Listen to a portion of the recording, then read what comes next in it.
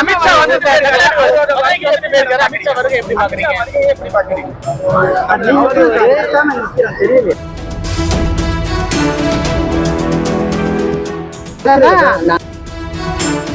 மத்தியில அவரை பொறுத்த வரைக்கும் ஒரு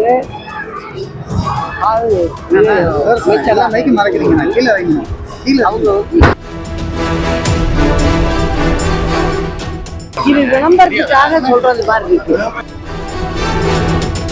நாங்க வந்து அதிமுக கூட்டணி வச்சு மிக பெரும்பான்மையை நாங்க காப்போம் அமித்ஷா பேசியிருக்காரு. அதாவது எதிரும் புதிருமா இருப்பாங்க.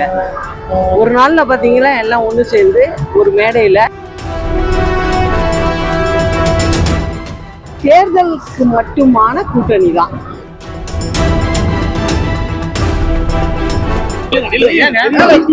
லீடர் வந்து தமிழ்நாடு தான் அப்படின்னு சொல்லிட்டு சொல்லியிருக்காங்க சிஎம் சார்.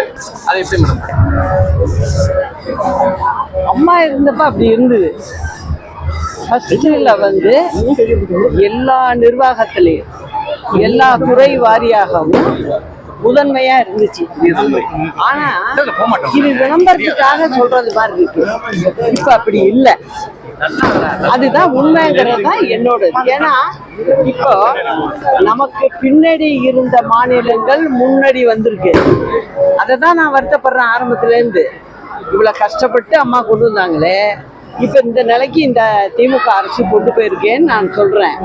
ஏன்னா இப்ப நம்ம 5வது போயிருக்கோம்.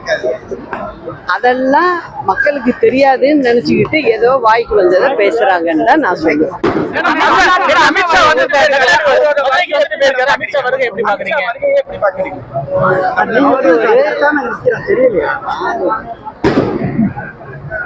மத்திய அமைச்சர் அவங்களுடைய கட்சி சார்பா அவங்க நிகழ்ச்சிகளை நடத்துறதுக்கு மதுரை வந்திருக்காங்க. அதான் நான்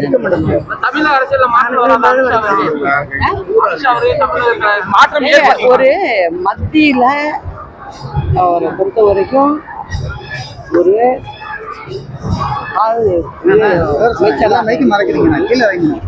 அவங்க மாநிலத்துக்கும் போவாங்க.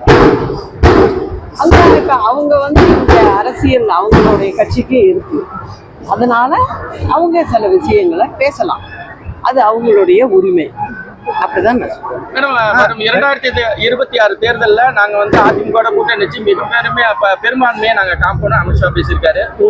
அதாவது ஒரு கட்சியில வந்து ஆட்சி அமைப்போம் சொல்லியிருக்காரு. ஏங்க ஒரு கட்சியில வந்து கூட்டணி அப்படிங்கிறது வந்து எதிரும் புதிருமா இருப்பாங்க. ஒரு நாள்ல பாத்தீங்கன்னா எல்லாம் ஒண்ணு சேர்ந்து ஒரு மேடையில ஒன்னான்னு நாங்க தேர்தல் கூட்டணி அப்படின்னு சொல்லுவாங்க. இந்த அமைக்கிற விதம் எப்போதுமே தேர்தலுக்கு மட்டுமான கூட்டணி தான். அதுல வந்து அவங்க கூட்டணி வெற்றி பெறணும்னு ஒவ்வொருத்தரும் நினைப்பாங்க. அது நினைக்கிறது தப்பு இல்லை. தமிழ்நாட்டுல பெண்களுக்கு பாதுகாப்பு இல்ல. இப்ப அரசு சமூக நலத்துறை விடுதியிலேயே வந்து மாணவிக்கு வந்து பாலியல் படுத்துறாங்க. அண்ணா பல்கலைக்கழகத்துல பாலியல் படுத்துறாங்க. இப்படி தமிழ்நாட்டுல தொடர்ந்து வந்து இந்த மாதிரி பெண்களுக்கு பாதுகாப்பு இல்லமா? அதாவது அண்ணா யூனிவர்சிட்டியில பல்கலைக்கழகத்துல இது நடந்திருக்கு. நிறைய சார் பேர் வருது. அதெல்லாம் மறைக்கப்பட்டிருக்கு. அதுக்கு காரணம் என்னன்னா காவல்துறை வந்து காலம் தாழ்த்துனுச்சு. அதுலயே அவங்க வந்து கோப்புகளை வந்து எப்படி தயார் பண்றாங்க அப்படிங்கிறதுக்கு நேரம் எடுத்துக்கிட்டாங்கிறது வெட்ட வெளிச்சமா எல்லாருக்குமே தெரியுது. அதை மட்டும் சொல்லாதீங்க. இப்ப 2 நாளைக்கு முன்ன நடந்திருக்கு சிட்ல பக்கத்துல. அங்க வந்து சமூக நலத்துறை வந்து நடத்துற ஒரு காப்பகம், பெண்களுக்கான காப்பகம். அந்த காப்பகத்துல 183 பிள்ளைங்க, பெண் பிள்ளைங்க படிக்குது. சமீபத்துல கள்ளக்குறிச்சி மாவட்டம் திருக்கோயிலூரை சேர்ந்த ஒரு குடும்பத்துல அந்த குழந்தையோட பெண்ணோட தகப்பனார் இறந்துட்டாரு. அதனால அவங்க அம்மாவுக்கு வேற வழி இல்லை. அதனால என்ன பண்றாங்க, அவங்க இந்த காப்பகத்துல ஒரு 5 நாளைக்கு முன்னதான் கொண்டாந்து சேர்த்திருக்காங்க அந்த குழந்தைய. ஆனால் அங்க என்ன நடந்திருக்கு, அங்க உள்ள சிசிடிவி வேலை செய்யல.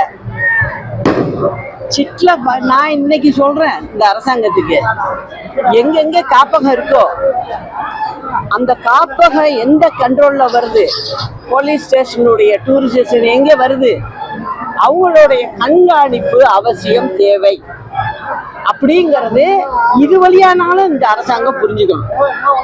அதனால அந்த 5 வயசு குழந்தைய 13 வயசு குழந்தைய பாலியல் துன்பத்திற்கு ஆளாயிருக்கு. யார் செஞ்சிருக்கா? அங்க உள்ள காவலாளிய. அந்த காவலாளி செய்யறதுக்கு அம்மா அரசாங்கம்னா துணிச்சல் வருமா? வராது. ஆனா இப்ப இருக்கிறது திமுக அரசாங்கம். அதனால தடி எடுத்தவங்கெல்லாம் தண்டக்காரர்கள் அப்படின்னு ஆயிருக்காங்க. இது தமிழ்நாட்டு மக்கள் புரிஞ்சுக்கணும். அது மட்டும் இல்ல, மேற்கு மாவட்டங்கள்ல சமீப காலமா பாத்தீங்கன்னாக்க திருப்பூர்ல பல்லடத்துல நடந்திருக்கு, நாமக்கல்ல நடந்திருக்கு, ஈரோட்டுல நடந்திருக்கு. அதாவது வயதானவங்க அங்க தோட்டம் வச்சிருக்கவங்க அவங்களே கவனிச்சுக்குவாங்க. அந்த தோட்டத்திலேயே தங்கியிருக்காங்க. அவங்களுக்கு பாதுகாப்பு இல்லை. அவங்கள அப்பா, பையன், அம்மா 3 பேரும் கொல்லப்பட்டிருக்காங்க. இன்ன வரைக்கும் அதுக்கெல்லாம் சரியான நடவடிக்கை இல்லை. அதுக்கப்புறம் பார்த்தீங்கன்னாக்க திருப்பூர்லையும் அதே நடந்திருக்கு. அங்கே 3 பேர் செத்துருக்காங்க. அதே போல் இதில் நாமக்கல் மாவட்டத்தில் பார்த்தீங்கன்னாக்க அங்கேயும் நடந்திருக்கு. இப்போ ஒரு வாரத்துக்குள்ள ஒரு அம்மா இறந்துருக்கு. இதெல்லாம் காவல்துறையை பார்க்குற முதலமைச்சர் சொல்லணும். சும்மா ரோட் ஷோ போயிட்டு இருக்கிறதுக்காக மக்கள் வாக்களிக்கல. இந்த 26ல அதுக்கு சரியான பாடம் கிடைக்கும். அந்த கட்டாய கல்வி உரிமை சட்டத்துல மாணவர்கள் சேர்க்க முடியாம கோர்ட்டுக்கு போனாங்க. கோர்ட்டு அவசர வழக்கு எடுக்க முடியாம போயிடுச்சு. ஏன்னா மாணவர்கள் பாதிப்பு. நான் ஒண்ணு கேக்குறேன், கோர்ட்டா உங்களை ஆட்சிக்கு அமர்த்துச்சு? நான் கேக்குற கேள்வி, நீங்க மக்கள் வாக்களிச்சு நீங்க வந்திருக்கீங்க. நீங்க பிடிவாதமா ஒரு இதுல நின்றுகிட்டு பணம் கொடுக்கல, எனக்கு வட்டியோட கொடு அப்படின்னு எப்படி சொல்லுவீங்க நீங்க? இதெல்லாம் தவறானது. இதெல்லாம் நேரத்தை இழுக்கிறதுக்கு. இன்னும் ஒரு 6 மாசம் போனா தேர்தல், ஒன்றும் யாரும் எதுவும் சொல்ல முடியாது. அதுக்காக ஏதோ ஒரு நடவடிக்கை எடுக்கிறோம் அப்படிங்கிறத காண்பிக்கிறதுக்காக செய்கிறாங்க. அதே போல் பார்த்தீங்கன்னா எப்பப்போ திமுக அரசாங்கம் வருதோ அப்போ எல்லாம் வீட்டு வரி, அதே போல் மின்சார கட்டணம் எல்லாமே ஏற்றிடுவாங்க. இப்போ பார்த்தீங்கன்னா 2008ல் அப்பையும் அவங்க தான் இருந்தாங்க, அப்போ ஏற்றுனாங்க. அதுக்கப்புறம் இடையில அம்மாவுடைய அரசாங்கத்தில் 1 ரூபாய் ஏற்றலை, 10 பைசா கூட ஏற்றலை.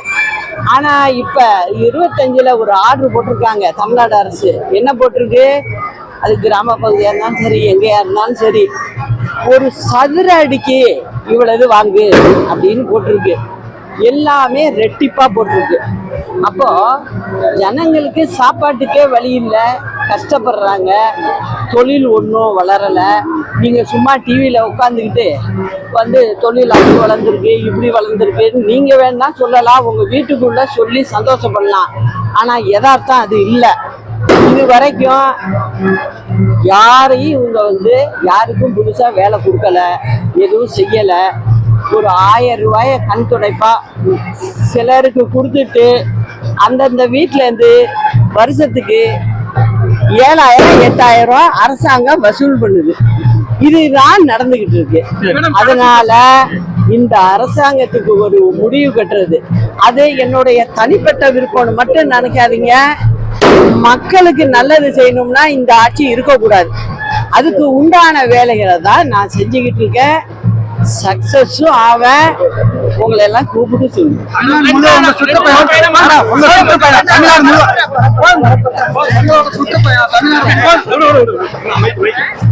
பிளே ஸ்டோர் மற்றும் ஆப் ஸ்டோரில் இருந்து பாலிமர் செயலியை QR கோடு மூலம் பதிவிறக்கம் செய்யுங்கள்.